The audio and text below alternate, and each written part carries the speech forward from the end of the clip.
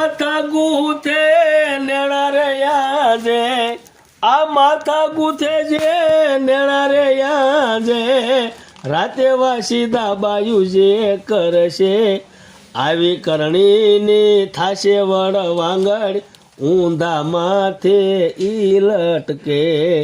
જેને જેને જેવો ભાવ હશે બાપા એને એવા ફળ મળશે કે કોઈ પણ રાજા માલદે કોઈ પણ નારી એ નારી હોય ને એના બાપના ઘરે એક દી દીકરી હોય હે એ નારી કદાચ ગઢી ડોશીમાં થઈ ગયો પણ એના બાપાના ઘરે એક દી તો દીકરી હોય કે ન હોય એટલે એ દીકરી ફળિયામાં ઠેકવું દઈ અને રમતી હોય અને એના માવતર એના વડીલો જેને હસ્ત મેળાપ કરાવે અને હસ્ત મેળાપ થયા પછી એ નારી એ પુરુષને પોતાનો ભગવાન માને એ રાજા માલદે એક દી પરમેશ્વર થઈને ઊભો રહે પણ કે પરમેશ્વર ક્યારે થાય તો કે હાથથી પગથી કાનથી આંખથી મુખથી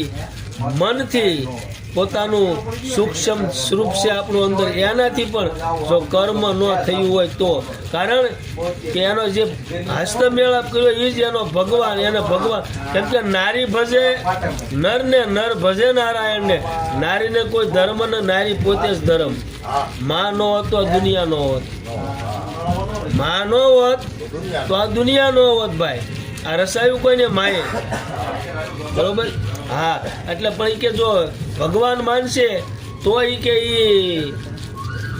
એને પરમેશ્વર થઈને ઊભો રહે તો કે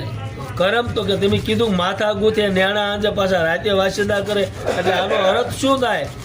કારણ કે માથા ગુથે નેણા આંજે પોતાનો ધણી હોવા છતાંય મન એનું બીજા ધણીએ ભટકતું હોય સુરતા એને બીજે ધણીમાં ભટકતી હોય આવી કરણી કરશે ને એને રાજા માલદે કે વડવાંગડીનો અવતાર આવશે કા બંબોઈનો અવતાર આવશે કા સસુદનનો આવશે કા ગુડનો આવશે આ ચારે ચાર દિવસે ભાળે રાતે ભાળે જગત આખી હોઈ જાય ત્યારે એ જાગે અને જગત જાગે ત્યારે એ હોઈ જાય અને વડવાંગડીનો અવતાર આવે આવી નારીને ઊંધા માથે આખી જિંદગી લટકી અને એનો અવતાર પૂરો કરવો પડે તો તમે લઈ લો તેમને ખાતા હોય ને તમે લઈ લો એ કે તો એ કે રાજા માલદે રાજા કે કોઈક અન્નનું દાન દે કોઈ ધન દાન દે કોઈ વસ્ત્રના દાન દે આવી કરણી કરનારને કેવું ફળ મળે એ અન્નદાન દેવે ભાઈ ધન દાન દેવે વસ્ત્રના દાન જે કરશે આવી કરણી ના થાશે એ તો રાજા પાલખીઓમાં ઈ ફરશે આવી કરણી કરનાર છે પાલખીઓમાં ફરશે તો રાજા માલદે કે હું અત્યારે રાજા છું હું અત્યારે પાલખીમાં ફરું છું અન્નદાને દઉં છું ધન દાન દઉં છું અને વસ્ત્રના પણ દાન દઉં છું તારે રૂપાદે કહે છે ભૂલીમાં રાજા ભૂલીમાં ખોટો ફંફેરો કરીમાં એ કે તારા ગયા જન્મની કમાણી તું અત્યારે વાપરે આ જન્મની કમાણી કરી તો આગળ વાપરવા મળશે અત્યારે તું જે રાજા છો એ અત્યારનું કાંઈ નથી તારું આ તો ગયા જન્મની તારી કમાણી બોલે છે ને એટલે તું રાજા થયો છો એટલે તું પાલખીઓમાં ફરશો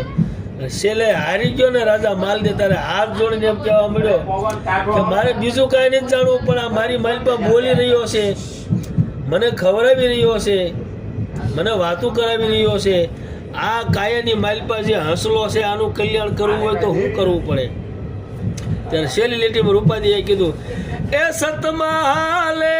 સતમા માલે સતની કમાયું જે કરશે કહે રૂપા દે સુણો રાહુલ માલા અમરાપુરમાં ઈ ભળશે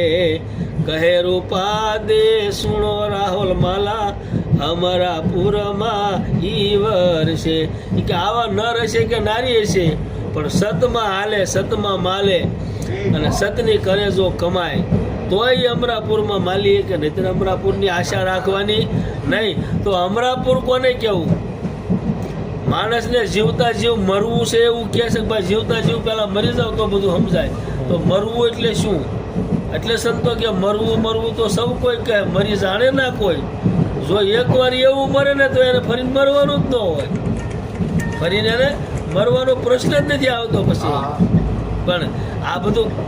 બોલવું શિવા કાકા બહુ હેલું છે, આનું જે પાલન કરવું ને એ મુસીબત છે. એ મહાન વસ્તુ એ છે, પણ તમે કરો તો કર્યા વગર કાકા બાયડું હોય, 10મો એક ખુલ્લો હોય, એ માના નાભીમાંથી આપણને પોશાક મળતો હોય એ વખતે, બરોબર, માની નાભીથી આપણને માલપા બધું મળી રહેતું હોય. પણ એ જેવો જન્મ થાય ને બહાર આવે ને એટલે એ ઓલા 9 બંધ હોય ને 9 ખુલ્લી જાય, ઓલો ખુલ્લો હોય ને બંધ થઈ જાય, એટલે બધું જીવ બધું વિસરી જાય, પાછલું બધું ભૂલી જાય તમામ વસ્તુ. એટલે આ 9 દ્વારાની એવી રમત છે કે આના 9ના 4 યંત્રકરણ છે મુખ્ય. એ 9 ને 4 નાખો ને 13 થાય. એ 13 3 યંત્રકરણો છે, 13 39. એમાં 5 કર્મેન્દ્રિય, 5 જ્ઞાનેન્દ્રિય, 11મું મન ને 12મી બુદ્ધિ એમાં નાખો એટલે 51 થાય. હરેક મનુષ્યની માલપા એક અક્ષર રમી રહ્યો છે. અને તમે આખો દીમાં હજારો વાર એને બોલો છો પણ ખબર નથી. એટલે સંતો કે દુર્જનોને દેજો આડા ડુંગરા, હરિજનોને મળજો મુખામુખ. હરેકના પિંડમાં અક્ષર રમી રહ્યો છે. તો આની આપણે વાત કરવી છે, પણ આની સાબિતી લેવી હોય તો કે જુનાગઢમાં આખા ભગત થઈ ગયા. આખા ભગતે કીધું કે જ્યાં જોયા ને મેં જીવતા દીઠ્યા, મને મરેલા મળે નહીં કોઈ. જો મન મરેલા મને મળે તો મારે કોઈ ગમન ન હોય. મળતા પડ્યા મેદાનમાં આને કળે નહીં કોઈ. જો એક અક્ષરનો અનુભવ કરે ને તો પણ એને કોઈ ગમન ન હોય. એ અક્ષર હરેકના પિંડમાં રમી રહ્યો. એ અક્ષરને ખાલી ઓળખી લ્યો એટલે ઓલા 51ની માલપા નાખી દો એટલે 52 થાય. પછી તમારે 52ની બહાર જ રમવાનું રહે. પછી અંદર ખાવો છે શું થાય જાય, પછી માલપા જવાની જરૂર શું છે? ખબર, એક અક્ષર ઓળખાય એટલે બધું ઓળખાય. માણસ નક્કી ન કરીએ કે હું બોલું છું, ક્યાંથી બોલું છું. એ અક્ષરો ઓળખી જાય ને તો ખબર પડે કે હું ક્યાંથી બોલું છું, મારો ક્રોધ ક્યાંથી ઉત્પન્ન થાય છે, મારામાં હું પણ ક્યાંથી ઊભું થાય છે, રીહ મને ક્યાંથી આવે છે, કામ ક્રોધ મારી જે આશાઓ છે, મારો વિકારની ઇન્દ્રિયો જે છે એ બધું ઉત્પન્ન કઈ રીતે થાય છે એની ખબર પડે.